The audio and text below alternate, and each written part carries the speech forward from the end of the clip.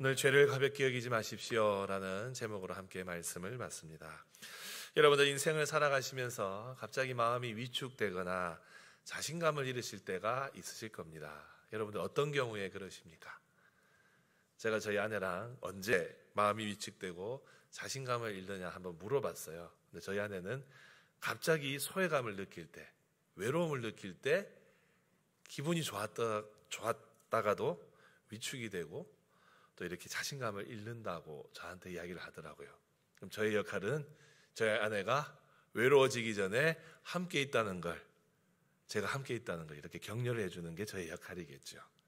저도 마음이 언제 위축되나 자신감을 잃나 제 스스로 한번 돌아보니 실망감이 찾아올 때 저는 많이 위축이 되고 자신감을 잃습니다.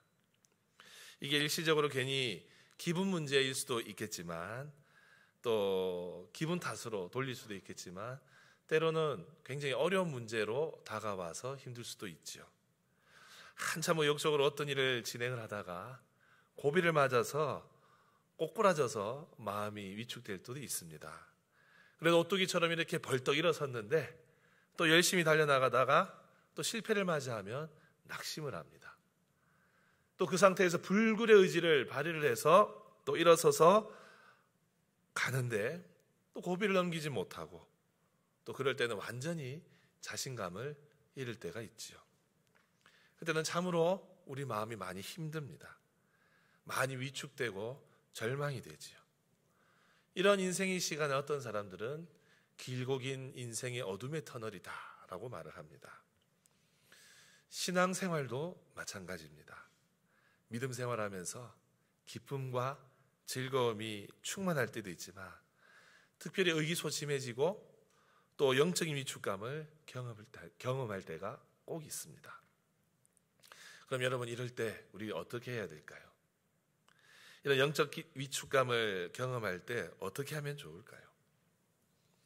이 인생의 문제가 해결되지 않아서 우리의 믿음의 이 상황이 약화될 때 또 충격적인 일을 겪어서 마음에 어려움이 있을 때 우리는 이 문제를 해결하기 위해서 바람을 쐬러 가기도 하고 시간을 따로 만들어서 쉼을 누리기도 합니다. 네, 여러분 이런 상황들 믿음 생활을 위축시키기도 하지만 많은 경우에 이 영적인 의기소침은 죄를 범했을 때 일어납니다. 한참 교회 섬기면서 은혜 받고 신나게 생활하지만 마음 한켠에서 마귀의 유혹으로 또 세상의 재리와 세상의 유혹으로 말미암아 죄를 짓게 되면 갑자기 믿음 생활하는 것 위축이 되고 마음이 어려워지지요. 여러분 그 위축된 마음을 어떻게 해결하십니까? 그냥 이대로 살다가 또 어떻게 해결되겠지 하면서 그냥 두십니까? 그럼 여러분 이런 위기 상황 벗어날 수가 없어요. 그런 문제를 벗어나려고 이런 방법도 취해보고 저런 방법도 취해보지만 근본적인 해결은 되지 않습니다. 오늘 요한이 그런 부분을 다루고 있어요. 우리 믿음 생활하면서 기쁨을 앗아가는 것들을 오늘 요한이 하나하나 밝혀주고 있습니다. 지난주에 우리는 우리의 마음을 어두움에 있는 상태라고 규정을 했고 그래서 빛 가운데 나와야 한다고 말씀을 받았습니다. 그 방법은 바로 하나님 앞에 철저히 회개하는 것이고 철저히 회개하고 주님께 돌아오면 진실된 성도 간의 교제와 예수 그리스도의 그 십자가의 은혜가 충만해진다고 말씀을 나누었습니다. 그 말씀이 지난주에 7절 말씀이죠. 우리 7절 다 같이 한번 읽어보겠습니다. 시작. 그가 빛 가운데 계신 것 같이 우리가 서로 사귐이 있고 그 아들 예수의 피가 우리를 모든 죄에서 깨끗하게 하실 것이요. 아멘. 하지만 여러분 요한은 죄가 정말로 무익하고 위험해서 이것을 멀리해야 된다고 계속 강조하고 있습니다. 왜냐하면 죄가 우리 가운데 있으면 우리의 마음이 굳어지고 완악해지기 때문에 그렇습니다. 그것을 오늘 우리가 읽은 말씀을 통해 요한이 주의를 환기시키고 있어요. 그럼 여러분 죄에 대해서 경각심 없이 죄를 가볍게 여기면 어떤 해악이 우리 안에서 생겨나게 될까요? 오늘 요한은 두 가지를 이야기하고 있습니다. 먼저 첫 번째로 죄를 가볍게 여기면 자기 자신에게도 솔직하지 못하고 스스로 속이는 상태가 되어버립니다. 여러분, 죄의 문제에 대해서 심각하게 생각하지 않는 사람들이 있습니다. 이 사람들은 기본적인 태도가 있어요. 그 첫 번째 태도는, 보통 이런 사람들은 나는 죄가 없다라고 주장을 합니다. 8절을 다 같이 읽어봅니다. 시작. 만일 우리가 죄가 없다고 말하면 스스로 속이고 있지 아니할 것이요. 아멘. 죄의 문제에 대해서 심각하지 않은 사람은 죄의 존재 자체를 부정하려고 하는 사람들입니다. 죄라는 것이 실존한다 해도 나랑은 상관이 없다. 나는 법 없이도 살 수 있다라고 생각합니다. 여러분, 우리가 가끔 전도 나가면 다양한 사람들 만납니다.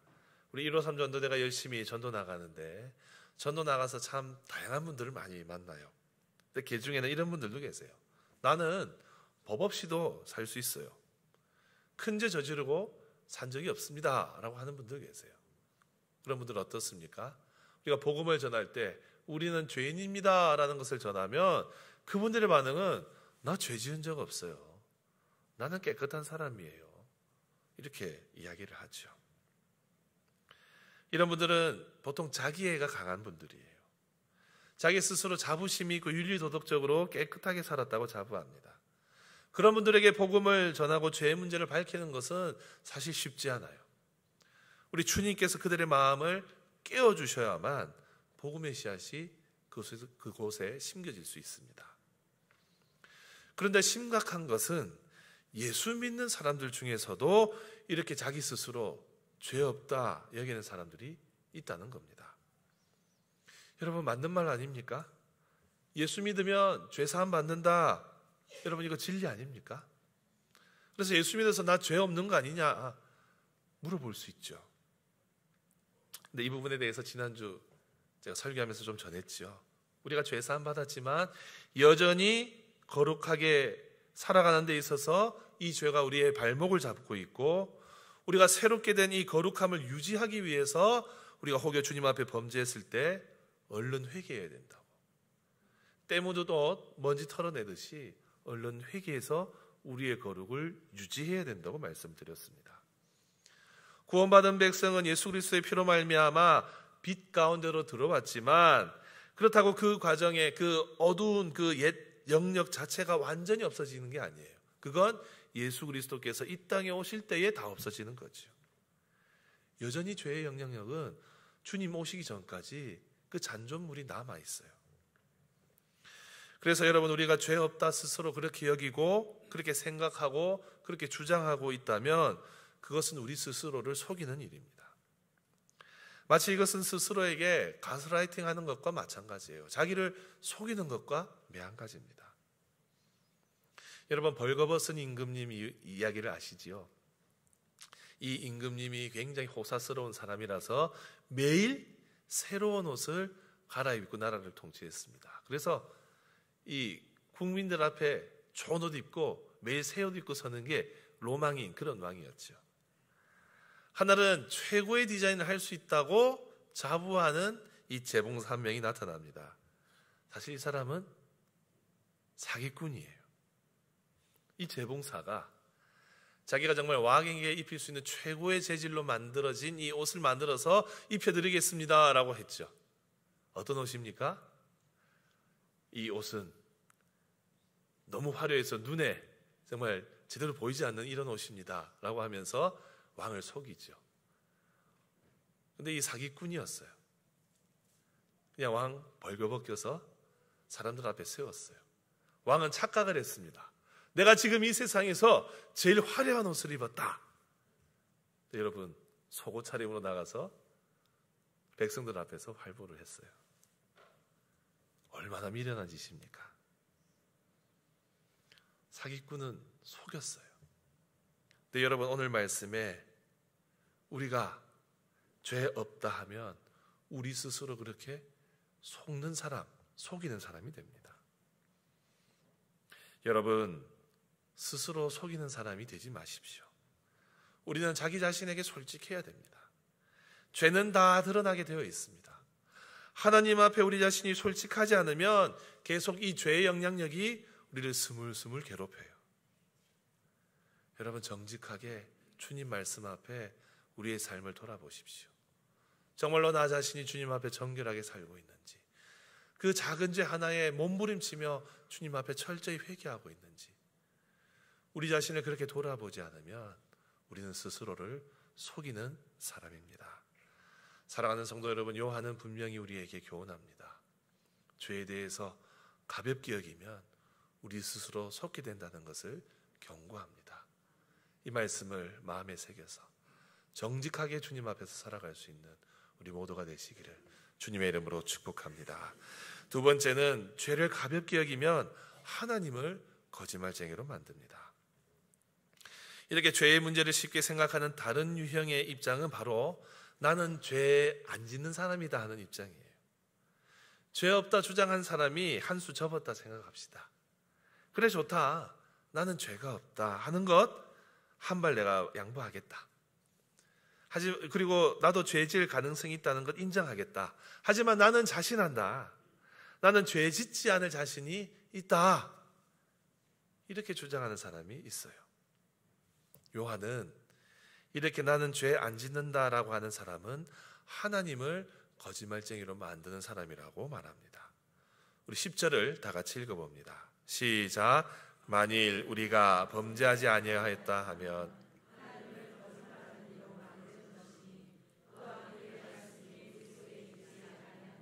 아멘. 여러분, 우리가 사람들에게 비난받을 일을 했다고 생각해 보십시다. 고의든 실수든 비난받을 일을 하면 사실 비난을 받아야 됩니다. 회피하지 말고 비난을 감수할 수 있어야 됩니다. 네, 여러분, 그런데 비난을 받을 때 힘든 경우가 생겨요. 어떤 경우일까요? 내가 잘못해서 내가 비난을 받으면 괜찮은데 그 비난의 화살이 엉뚱한 데 가는 경우입니다. 그 비난의 화살이 나뿐만 아니라 가족에게 갈 때 어떻습니까? 마음이 무너져요. 우리 가족은 비난받을 이유가 없는데 누군가가 나를 향한 비난을 우리 가족에게 한다면 참을 수가 없습니다. 여러분, 가끔 드라마를 보면 이런 장면들 나오죠. 이 드라마의 주인공 아주 억울한 일을 당하는데 그것 때문에 본인만 모욕받는 것이 아니라 가족이나 사랑하는 연인이나 부모까지 모욕당하는 경우 가끔 우리는 드라마를 통해서 봅니다. 그때 우리는 이 드라마의 주인공, 억울해하지만 돈 없고 백 없고 무시당하고 그래서 부모가 모욕당하는 그것을 보고 분개하지 않습니까? 어떻게 저렇게 나쁜 사람이 있냐? 우리 분개하죠. 그런데 우리가 스스로 죄 짓지 않는다, 나는 죄랑 상관없다 한다면 자신의 잘못으로 부모가 욕을 먹는 것처럼 요한은 그것은 하나님을 욕먹이는 것과 마찬가지라고 말합니다. 여러분, 여러분들의 잘못으로 여러분들의 부모님이 모욕당하면 참을 수 있습니까? 우리 마음 억울해하고 분노하게 되어 있습니다. 그런데 여러분, 여기서 한번 우리 스스로에게 물어봅시다. 우리에게 구원을 주신 우리 하나님 아버지께서 바로 나 때문에, 바로 나의 죄 때문에, 나의 이 잘못된 행실 때문에 주님이 모욕당하신다면 여러분 마음 어떻습니까? 여러분 정말로 주님의 영광을 가리는 것 때문에 송구한 마음이 있습니까? 육신의 부모님, 나의 잘못 때문에 모욕당하시는 것은 참지 못하면서 바로 나 때문에 하나님의 영광이 가려지는 것, 여기에 대해서 아무 소리 못하는 게 바로 혹시 지금 나의 상태는 아닙니까? 여러분, 요한은 우리가 어둠 속에 있으면 우리가 거짓말쟁이가 된다고 했습니다. 그런데 우리가 죄에 대해서 그것을 계속 가볍게 여기고 또 우리가 죄 짓지 않는다고 주장하고 있으면 그건 하나님을 거짓말쟁이로 만드는 겁니다. 여러분, 죄라는 것이 이렇게 사악합니다. 죄와 타협하면 하나님 앞에 송구한 마음도 사라져버리게 되어 있습니다. 여러분, 죄의 문제가 우리 스스로를 망각의 길로 빠지게 합니다. 사리분별을 흐리게 합니다. 죄에서 벗어나지 못하면 양심에 화인 맞은 것처럼 죄 짓고도 백주대낮에 활보할 수 있어요. 그러므로 여러분, 하나님 앞에서 나 스스로 무죄하다 주장하지 마십시오. 그건 자기 기만입니다. 이 요한의 경고를 가볍게 여기지 마십시오. 예수 믿는 사람은 나는 죄인입니다. 이 죄에 대해서 민감하게 반응하고 철저하게 회개하는 사람이 진짜 예수 믿는 사람입니다. 그렇게 하지 않으면 그것은 자기를 속이는 일이고 하나님을 거짓말쟁이로 만드는 겁니다. 여러분, 이 엄중한 경고를 마음에 새기십시오. 혹여 나 스스로 나를 속이면서 내가 죄 없다 여김을, 죄에 대해서 민감하게 살지 않고 타협하며 살면 결국은 하나님이 거짓말쟁이가 되십니다. 여러분, 혹여 우리가 그런 죄를 짓고 있지는 않습니까? 오늘 요한의 경고를 마음에 새겨서 하나님을 거짓말쟁이로 만드는 죄를 우리가 범하지 않았으면 좋겠습니다. 그럼 여러분, 우리 예수 믿는 우리가 이 죄의 문제에 대해서 어떻게 해야 할까요? 오늘 세 번째 교훈입니다. 죄의 문제는 우리 구주 예수 그리스도 앞에서 구체적으로 회개해야 합니다. 여기서 방점은 구체적이란 단어입니다. 가만히 보면 요한은 표현을 좀 다르게 할 뿐 이 죄의 문제를 해결할 분은 예수 그리스도 한 분밖에 없음을 강조하고 있어요.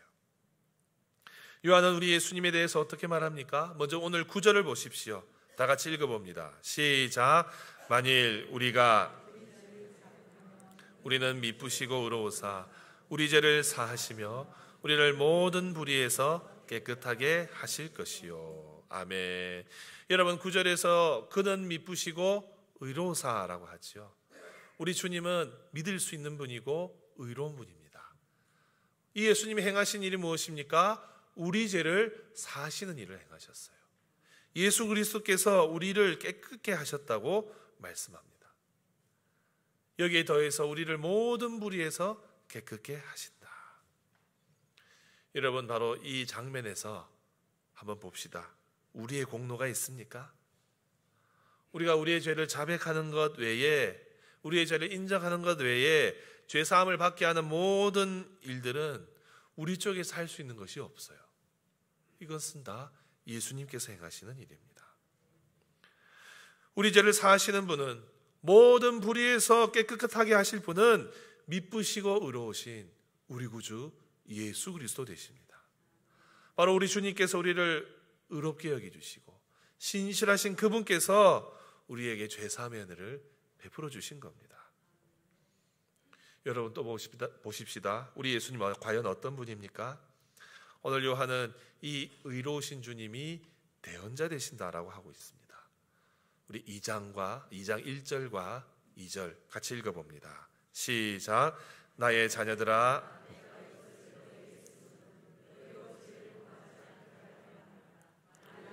죄를 범하여도 아버지 앞에서 우리에게 대언자가 있으니 곧 의로우신 예수 그리스도시라. 그는 우리 죄를 위한 화목제물이니 우리만 위할 뿐 아니요 온 세상의 죄를 위하심이라. 아멘. 여러분, 오늘 말씀에 우리 주님 우리를 대신하여서 화목제물이 되셨고 우리의 죄를 사하시기 위해서 십자가에 달려 죽으셨다 하는 것, 그 죽으심을 통해서 우리를 속죄하셨다는 것을 요한은 말하고 있습니다. 이것은 우리만 위할 뿐이 아니요 온 세상의 죄를 위하심이다 라고 하고 있죠. 요한은 우리 예수 그리스도의 그 십자가의 은혜, 온 세상의 죄를 다 사하고도 부족함이 없을 만큼 큰 은혜라는 사실을 강조하고 있습니다. 바로 이 큰 사랑을 가지신 우리 주님이 대언자 되십니다. 우리 1절 하반절만 다시 읽어봅니다. 시작. 만일 우리가 아버지 앞에서 이게 대언자가 있으니 곧 의로우신 예수 그리스도시라. 아멘. 여러분, 이 대언자가 된다는 말은 통로가 된다, 가교가 된다, 중재자가 된다, 대변인이 된다라는 뜻입니다. 바로 하나님 바로 앞에서 우리 주님이 우리를 변호해 주시는 거예요. 마치 우리가 죄를 지어서 법정에서 재판관 앞에 선다고 가정해 볼 때 우리를 위해서 변호해 주시는 분이 바로 우리 주님이시라는 겁니다. 여러분, 우리 주님이 이런 분이시니 우리가 얼마나 든든하고 안심이 되는지 몰라요. 법정에서 송사에 걸리면 우리는 유능한 변호사를 찾습니다. 유능한 변호사를 선임을 해서 법리를 잘 구성을 하고 좋은 논거를 많이 만들어서 방어를 잘해주면 우리 여러분, 그런 변호사 어떻게 생각합니까? 유능한 변호사라고 인정해 주죠. 능력 있는 변호사라고 여깁니다. 바로 우리 주님께서 우리를 이렇게 변호해 주고 계세요. 그런데 여러분, 우리가 이렇게 주님이 우리를 변호해 주고 계신데, 우리 죄를 위해서 이렇게 변호해 주시는데도 우리는 이 죄사함의 은혜를 크게 경험하지 못할 때가 너무도 많습니다. 왜 그럴까요? 우리가 오늘 이 말씀처럼 회개하면 용서해 주신다 하는 이 진리를 우리가 믿고 있고 따르고 있고 또 그렇게 행하지만, 주님 저는 죄인입니다 이렇게 고백하지만 별 변화가 없을 때가 참 많습니다. 왜 그럴까요? 그 이유를 바로 오늘 본문은 한 단어를 가지고 이야기합니다. 바로 우리가 제대로 자백하지 않기 때문이에요. 여러분, 자백이란 것이 무엇입니까? 범죄자가 체포되었을 때 저 죄 지었습니다라고 하면서 구체적으로 이실직고하는 것을 자백이라고 우리는 합니다. 그런데 여러분, 범죄한 사람이 법정에서 자백을 하면 형을 면할 수 있을까요? 범죄한 사람은 재판에서 이 검사가 이 사람이 왜 벌을 받아야 하는지 증거들을 다 모아가지고 판사를 설득을 합니다. 그래서 범죄한 사람이 자백을 했다 하더라도 검사는 수사를 해서 그 자백에 맞는 증거들을 찾아서 기소를 하고, 그래서 결과적으로 유죄를 받아내야 해요. 그래서 자백은 형을 좀 경감시키는 데는 반영이 될 수 있지만 확실히 범죄한 사람이 자백했다고 무죄받지는 않습니다. 근데 여러분, 오늘 말씀에 우리는 어떻습니까? 우리가 우리의 죄를 자백하면 신실하시고 의로우신 우리 주님이 변호해 주신다고 말씀해요. 변호해 주시고 그 죄를 사해 주신다고 성경은 기록하고 있습니다. 여러분, 이 얼마나 놀라운 일입니까? 그런데 가만히 보면 우리가 이 진리를 알면서도 죄사함의 은혜가 그렇게 크게 현실적으로 다가오지 않는 것 같아요. 경건함을 유지하게 하는 이 회개가 별로 효과도 없고 오래가지 않는 것 같아요.